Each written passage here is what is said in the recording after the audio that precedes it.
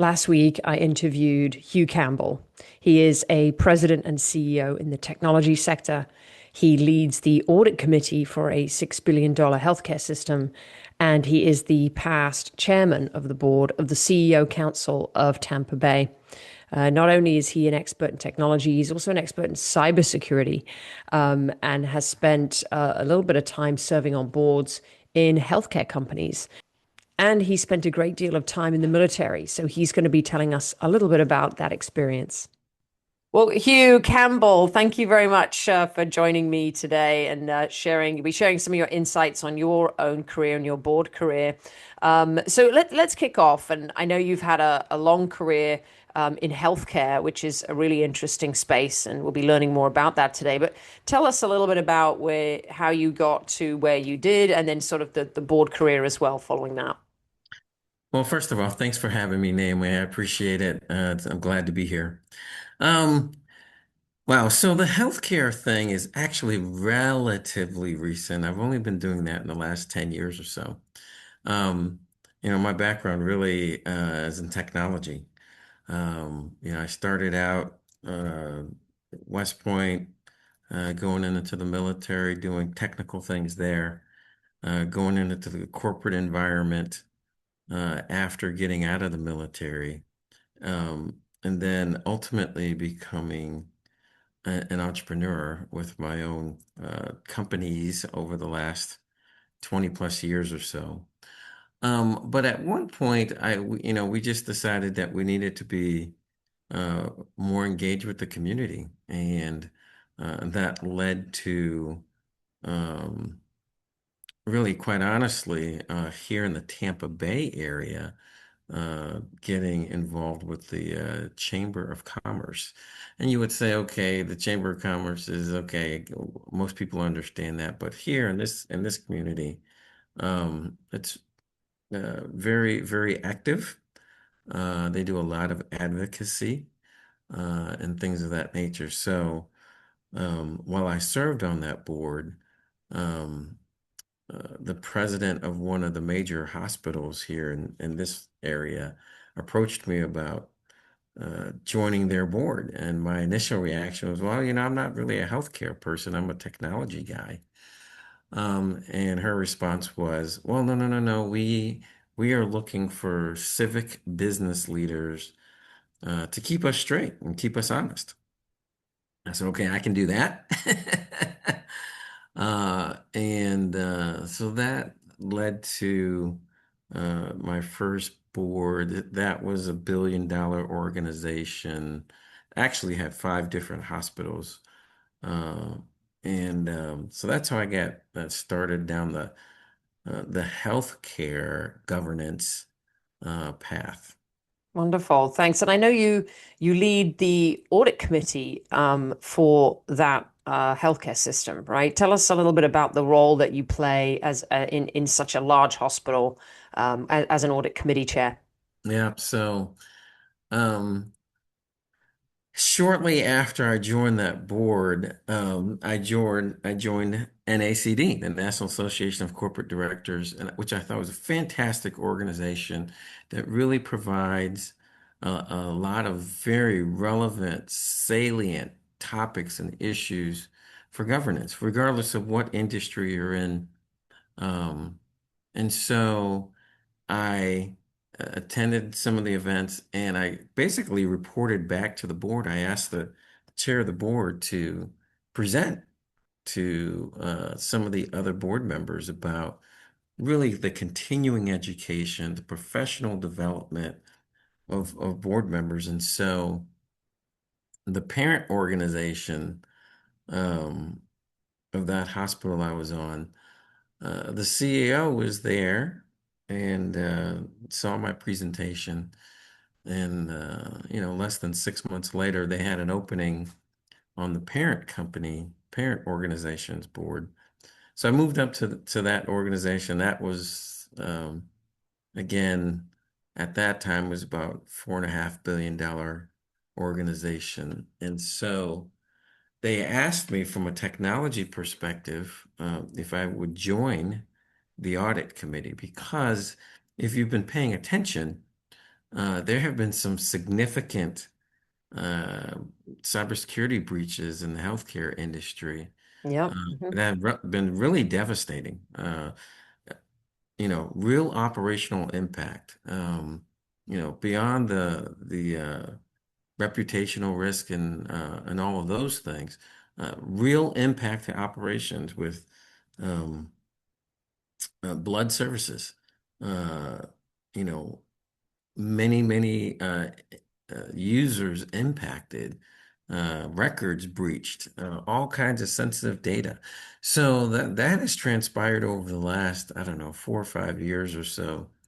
And so there was a real desire for that particular organization to have some expertise in cybersecurity in the audit committee. So the audit committees, again, if the users are paying attention, have really in many places have morphed into risk, enterprise risk, way beyond just what's going on with the books. And as I tell people, years ago, CEOs would get fired for cooking the books. And more recently, um, CEOs and boards are being held responsible for data breaches and the impact to the organization, impact on patients, blah, blah, blah. And so I joined the audit committee, wherein we use one of the big four as a partner there. And then shortly after I joined, again, there was an opportunity to take over as the chair. And I jumped at that opportunity because, again, how risk has evolved over the last number of years. Um, again, boards and CEOs are being held accountable for cybersecurity breaches, in particular HIPAA, and that risk management framework.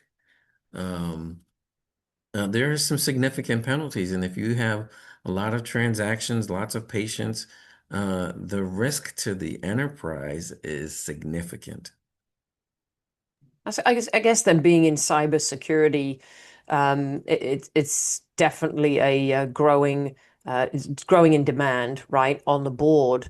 But especially someone like you who has business experience and you're this expert in cybersecurity. Like, is that what boards are looking for? They're looking for general management and additional skills like that, or?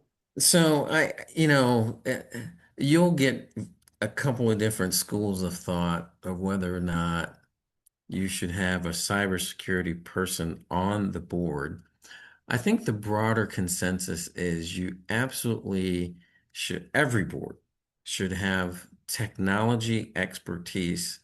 You may not know cybersecurity in depth or data warehousing or data analytics or even now AI, but you really need someone that has the exposure to all of those things over really many years.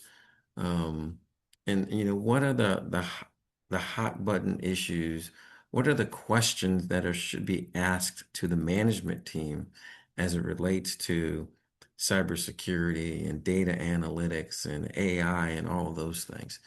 So, and as I tell all of my technology peers and contemporaries, you've got to be more than just an expert in cybersecurity. And personally, I've run a number of enterprises over the years and supported uh, a wide range of enterprises. So, I'm very familiar with the risks, the operational issues, the impact to P&L. Can we, the higher order is, how can we change this cost center into a differentiator and something that drives revenue? Those are the discussions that we have on our boards, and I press my technology peers and contemporaries. You should be having those conversations on the boards that you're on. So Yes, it's much broader than being just a cybersecurity expert or a technologist. And if you were to give somebody advice on maybe one really important question that anyone, whether they're a cybersecurity expert or not, but anyone can ask the leadership team, what would that one question be, or two questions? What would some really good questions be that would uncover any potential risks? Well, I will tell you, uh, a number one, I always I always talk about strategy, strategy, strategy. And so the question to the management team is always a very common question is, so what's our strategy as it relates to cybersecurity? Are we going to do it in-house? Are we going to outsource it? You know, um, do we bring in partners to assess our risk? Blah, blah, blah, blah, blah. Those are the questions you might ask as it relates to cybersecurity. Um, with regard to AI, and AI is hot these days. Everybody's struggling with finding the path with AI. And so again, the question is, to the management team, what is our AI strategy, right? How are we going to implement this thing? How do we lower our risk to the enterprise? Because it certainly presents risk, right?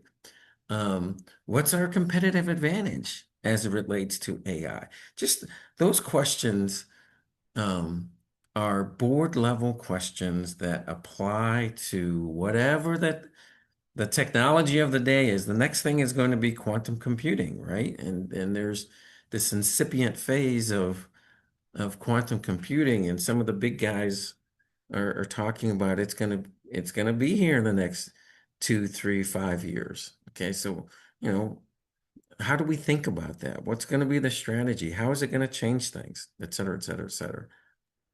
Now, you mentioned you earlier that you enjoyed the NACD education, and that's actually where we met, right, in Naples, in Florida. But you enjoyed that, and then of course, I think just looking through some of your history, you've also just been recently getting certifications in AI and other things. How important is it to stay a sort of lifelong learner into your board role, and how does that benefit board members? Mm. Oh my goodness. Well, so that's the again the struggle in the various schools of thought because um, many boards want operators, right? You've been operating a business or intimately involved in operating the business in the C-suite, right? So, um, you know, you're bringing that experience from an operations perspective. Um, but, this stuff is crazy. The only constant is change. And so it's absolutely imperative to stay abreast of the issues of the day. Um, but you're going to overlay it on top of that, the things that never change, like we just talked about, strategy, strategy, strategy. I think it's imperative. There's a lot of CFOs that make it onto boards, and the constant changes in the accounting rules, and all of those things. You must be a lifelong learner to continue to add value to whatever organization that you're part of the governance structure of. And so you started your board career, would you say you started it early? How did you sort of get into it? And do you recommend that people start their board career as early as possible? Well, I think I don't think I started it early. For me, as someone that has run a variety of enterprises, to me that was the natural progression. Um, taking what I've learned and my experiences and hopefully adding value and being a thought leader for quote unquote younger CEOs and the issues that they face. That's really um, that was my objective. How can I give back, add value to people through the vast experiences I've had and the struggles. I mean, I could go on for hours on the trials and tribulations, problems, both in the commercial sector, the federal sector, domestically, internationally, rules and regulations. I mean, I can talk for hours on any of those topics, having been through the pain and suffering of and having to address these issues and onshore, offshore. So, um, so that's what I really wanted to do. And I, I, one of the classic questions that anyone should ask themselves is, why do you want to be a part of governance? I happen to like governance. I'm kind of a governance geek. Um, you know, uh, what does good governance look like? And there's an old saying, there are no great companies without good governance. And there's so many examples of how things go awry. And one of the first questions is, okay, what was the board doing? Right? How were they challenging the management team? How were they holding the CEO accountable? Um, and there's just so many examples of that. And so the question becomes, what's your motivation?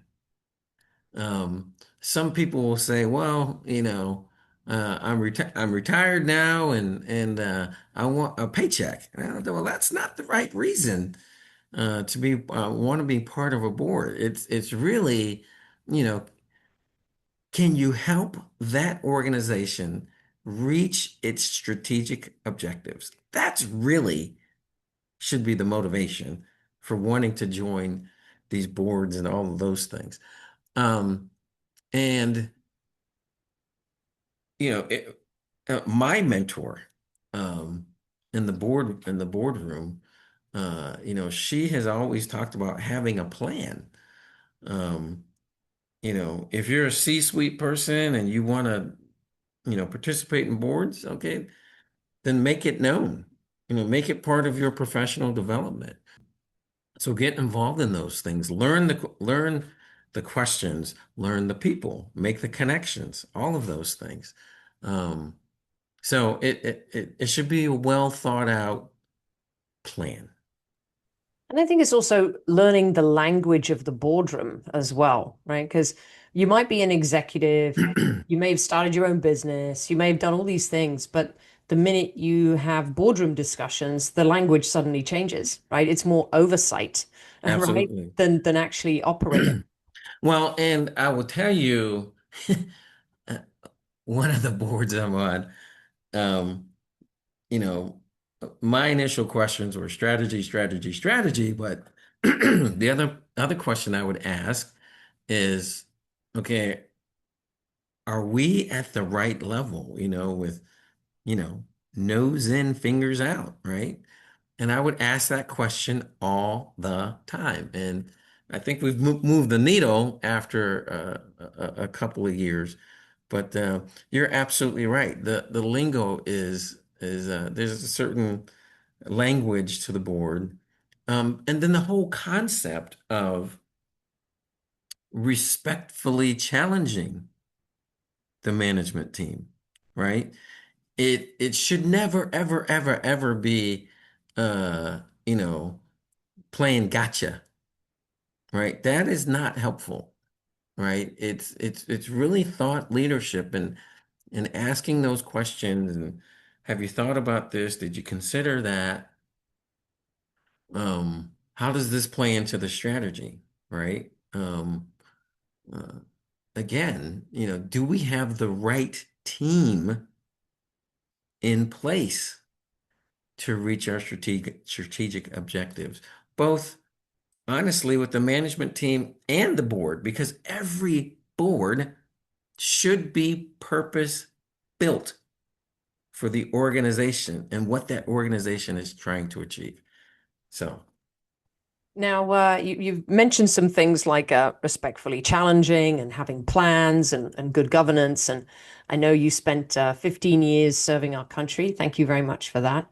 And a lot of these things that you're saying that it's sort of aligning a lot with military values. So tell me why, what did you learn from your days in the military that you apply to the board that you feel are unique? well, I will tell you, I graduated from West Point, where duty, honor, country is part of our ethos. And I think that, um, you know, the implicit trust you have to have. There will be sensitive issues that come up, and that trust between the board and the CEO and really the rest of the management team. Um, that openness, you know, bad news doesn't get better with age, right? That's something we learned early on. Tackle that problem, make it known, don't hide it, because one of the questions you've often heard, well, what did we know and when, right? And there's got to be that sense of trust, integrity beyond reproach, um, and really a commitment to service. Um, you know, I, I often tell people that, quite honestly, my parents would be proud that I'm associated with these organizations that are taking care of people, changing people's lives, et cetera, et cetera, et cetera. And that concept of service is really important because you are serving the needs of the organization. Um, and with whatever role both you have on the board and in the committee structures, you're really providing a level of service to the organization. Now you've got a couple of pictures here behind you, and I'd love to hear more about those. So tell those who are listening can't see them, but those who are watching can. So tell us a little bit about the what you have on the wall there. Okay, super, super, super. So, the larger picture behind me Mhm. is really, it's a parade at West Point. And so, um, it is one of the age-old things, traditions in the military that goes back centuries. And that is a parade on the plain, as they call it, up at West Point, where you have young people, some would say kids, who are 18, 19, 20 years old, and instead of the normal college experience, um, they are in uniform, um, passing in review in front of senior leaders. And that has gone on for a couple hundred years at West Point. And throughout the military, it goes back, as I said, centuries, centuries, centuries. So um, it's a tradition. It's a time-honored tradition. It's something that I wanted to have here in my office. And assuming you're in there somewhere, I can't see from this distance, so I can't see you, but you're obviously in there holding the flag somewhere. Not that particular one, but yes, Okay, I have lots of time doing parades. I love it. Who do we have on the other side there? So, one of them is one of the people that I really looked up to and had an opportunity to meet, and that was the late great Colin Powell. Um, he uh, was such an iconic character in our nation's history, both serving as the chairman of the Joint Chiefs of Staff and then later as the Secretary of State. And he grew up a poor kid in New York City and attended. He was of Jamaican descent, I believe, and I had an opportunity to meet him. And He died just a couple of years ago, right? It hasn't been very long, I feel. yeah, Right? he passed I think during the pandemic Oh, right. Okay. and just a few years ago. But he wrote couple books and uh, many great lessons in leadership in his books and his talks and his speeches. And I had the opportunity to meet him, and I was just over the moon. I had a chance to talk with him briefly. That's wonderful. Well, you did talk about mentors as well, and I think that's really important in this process too, right? That you have the right people around you, and maybe they sit on boards, maybe they don't, right? But it's important to have those people. And just a final question: do you have any sort of top tips for people who might be seeking out corporate boards or seeking out more corporate boards? What would be your best advice to them? Well, it is it is the classic all about who you know. Um, you know, there's a wide variety of boards. The publicly traded companies, um, that's a special group of people. They often look for candidates that come out of these publicly traded companies, the C-suite people. But there's way more than that. There are lots of privately held companies. I mean, very large privately held companies that billions and billions of dollars. Um, and so that's a different type of board. Um, Many of the same principles, but and how do you get on those boards is different. And then there's some of these large national nonprofit organizations. That's a different type of thing. So I think it's important. My piece of advice would be, you know, always networking. Someone's always watching, as Colin Powell would say. Um, and it's important to do your best all the time. Um, be pragmatic, uh, and you should be preparing for your first board for a number of years before you actually get to that place. So Well, that would be my counsel. that's awesome. As you were just talking, I looked up quotes from Colin Powell, and the first one that came up said, "A dream doesn't become reality through magic. It takes sweat, determination, and hard work," which is A- exactly what you just said. Absolutely. That's right. So Exactly right. wonderful, Hugh. Thank you so much for joining me and sharing those insights, and also this military experience. I think speaks quite closely to what board members have to do. So I really enjoyed learning that as well. So thanks so much. Naomi, thank you. It has been a pleasure.